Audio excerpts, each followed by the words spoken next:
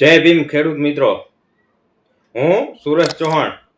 તો ખેડૂત મિત્રો, તમે જે સાધન સહાય યોજનાની આતુરતાથી રાહ જોઈ રહ્યા હતા તે સાધન સહાયના ઓનલાઈન ફોર્મ આઈ ખેડૂત પોર્ટલ પર ભરાવાના ચાલુ થઈ રહ્યા છે અને તેની તારીખ છે 27/3/2026 થી 26/4/2021, એટલે કે 31 દિવસ સુધી ઓનલાઈન ફોર્મ ભરાશે, જેમાં રોટાવેટર, પ્લાવ, તાર ફેન્સિંગ, હળ, ગોડાઉન બનાવવી કે પછી માલવાહક વાહન વગેરે.